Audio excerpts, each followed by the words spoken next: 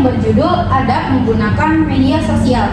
Sebelum itu, izinkan kami perkenalkan diri. Nama saya Zahra Sekar Agustin. Nama saya Zakaria Basyar. Nama saya Widya Yanisa Putri. Nama saya Natasha Wahyu Jennifer. Nama saya Nana Kalaliza. Nama saya Aridia Rifani. Simak penjelasan materi berikut. Seperti yang kita tahu, zaman sekarang media sosial itu sudah digunakan oleh khalayak banyak. Apa sih media sosial itu? Jadi media sosial itu jaringan yang dimana kita dapat mengakses informasi seseorang ataupun informasi seperti berita lewat media sosial di smartphone kita. Nah, cara penggunaan media sosial yang baik dan benar itu seperti pada contoh berikut. Mereka sedang melakukan rapat lewat aplikasi Google Meet. Nah, jadi kita dapat menggunakan media sosial Google Meet untuk melakukan rapat jarak jauh. Bisa juga digunakan untuk pelajaran jarak jauh. Yang kedua, kita dapat mengakses berita di kalangan global dengan smartphone saja lewat media sosial.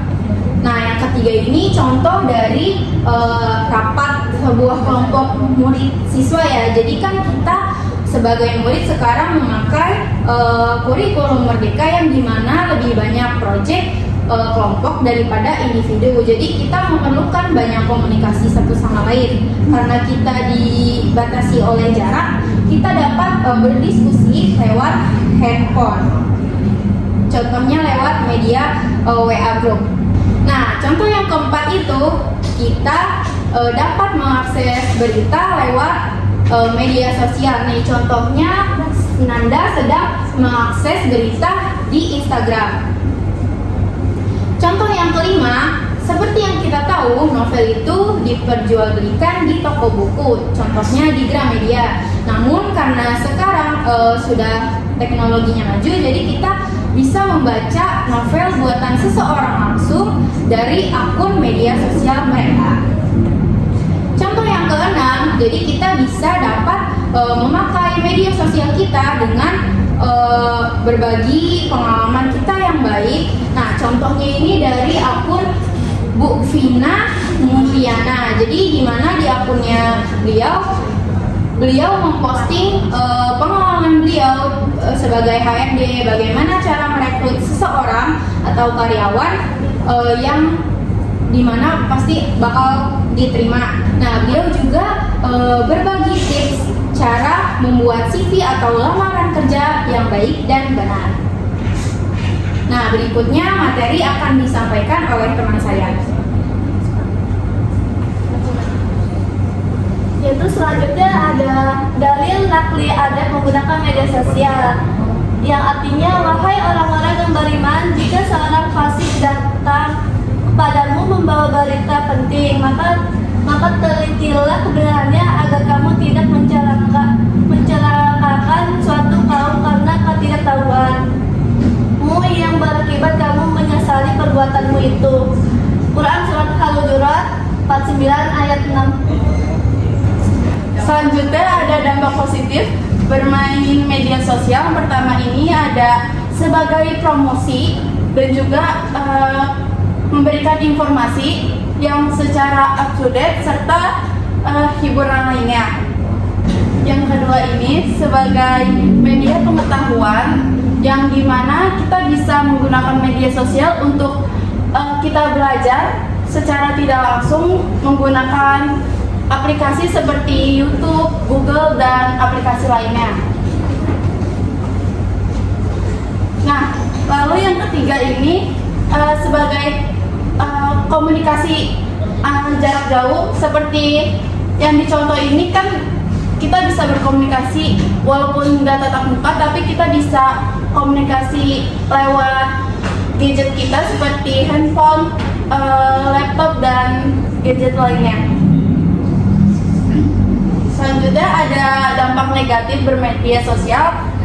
Ini kita ada satu contoh video mengenai dampak negatif bermain media sosial.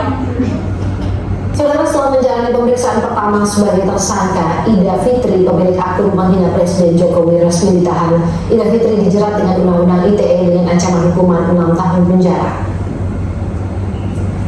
Pemilik akun penghina Presiden Jokowi ditahan setelah diperiksa sebagai tersangka di Mapolres Blitar Kota, Jawa Timur. Ida Fitri akan ditahan di Polsek Sukorejo sebagai tahanan titipan Polres Blitar Kota. Pemilik akun penghina Presiden Jokowi ini telah ditetapkan sebagai tersangka pelanggaran Undang-Undang ITE sejak 9 Juni lalu. Jadi untuk perkembangan kasusnya Ida Fitri, hari ini yang bersangkutan kami lakukan pemeriksaan sebagai tersangka. Yang bersangkutan hadir dari penasihat hukumnya, dan untuk tidak lanjutnya yang bersangkutan kami lakukan penahanan beberapa hari ke depan. Nah, dari video ini kita bisa lihat cara bermain media sosial yang salah. Karena di video ini kita bisa lihat si orangnya ini tuh membuat postingan yang tidak benar. Kayak tadi menjelekkan presiden kita.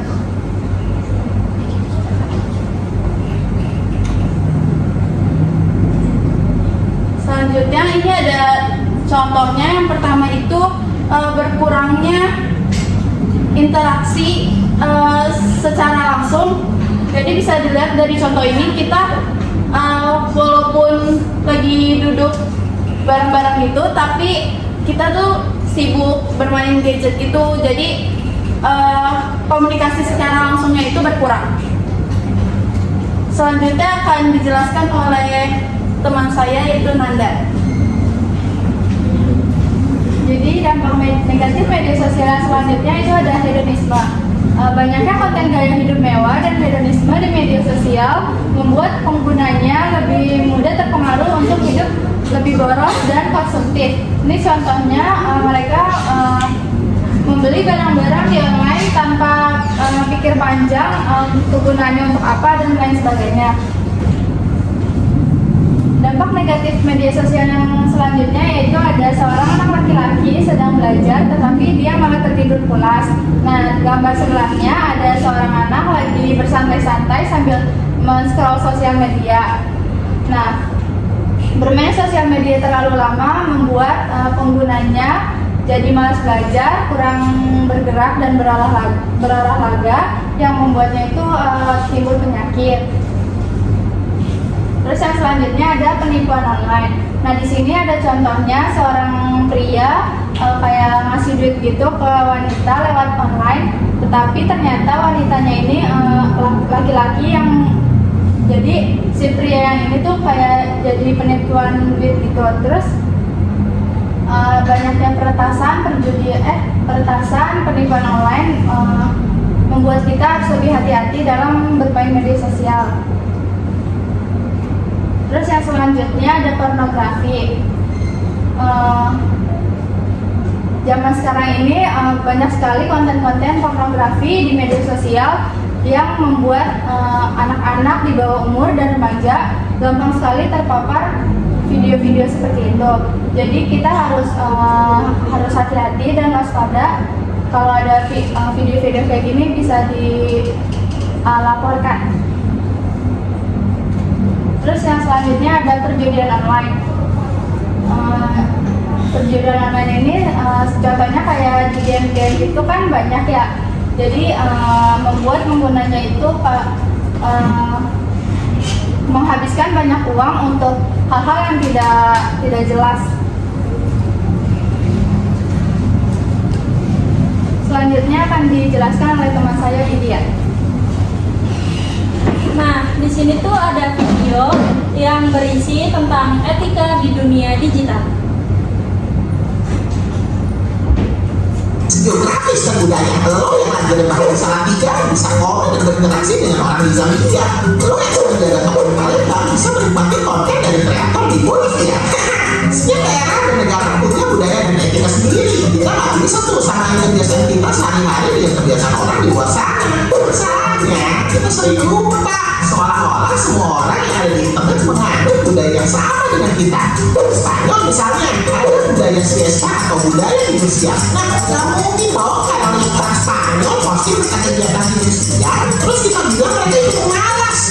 Jangankan antar budaya, antar personal aja kita manusia tuh banyak bedanya. Kecelakaan yang mungkin menurut kita biasa aja, mungkin bikin orang lain di luar sana nggak bisa makan 3 hari karena bayar-bayarnya. Makanya perlu banyak pertimbangan juga sebelum memposting sesuatu di media digital. So, itulah etiket atau etika berinternet. Nggak tertulis memang, tapi perlu diketahui dan dibiasakan biar media digital jadi ruang yang sehat buat berkreasi dan berkomunikasi. Etika berinternet kita saling merasa nyaman sehingga media digital bisa jadi ruang buat kita berkembang. Selain itu, perlu juga diperhatikan agar aktivitas kita di media digital bukan aktivitas yang melanggar hukum. Aktivitas perpajakan, pornografi, dan kejahatan lainnya yang jelas-jelas melanggar hukum ya tentu jangan dilakukan. Soalnya hukum di dunia nyata dan dunia maya ya sama aja. Lo hapus juga masih bisa jejak digitalnya. Jadi hati-hatilah dari internet. Yuk pahami etika di internet.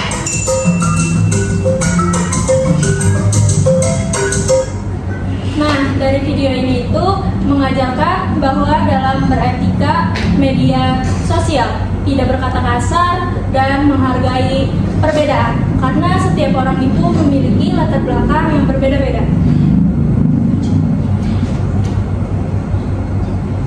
Nah, selanjutnya saya akan membahas hikmah menerapkan adat menggunakan media sosial. Nah, yang pertama itu terhindar dari berita hoax. Dengan kita menggunakan media sosial secara bijak, kita juga harus lebih teliti dalam memeriksa suatu kebenaran dari berita tersebut sebelum menyebarkannya secara luas. Nah, dengan begitu kita akan terbiasa dalam memeriksa suatu berita sebelum menyebarkannya dan merugikan orang lain. Nah, yang kedua itu mendapatkan kepercayaan dari orang lain. Dengan kita bersikap baik, tidak menyebar kebencian dan menghargai pendapat, orang lain akan menghormati dan mempercayai kita. Ini tuh sangat penting. Ini tuh sangat penting karena supaya kita memiliki citra positif di dunia maya. Nah, selanjutnya ada bersilaturahmi di media sosial. Dengan kita baik, sopan, ramah, orang lain akan nyaman ketika sedang berkomunikasi dengan kita. Bersilaturahmi juga bakal berjalan dengan lancar dan menyenangkan tanpa adanya menyinggung perasaan satu sama lain. Nah, yang selanjutnya akan dibahas dengan Ayudhya Rifani. Nah, jadi ini gambar yang positif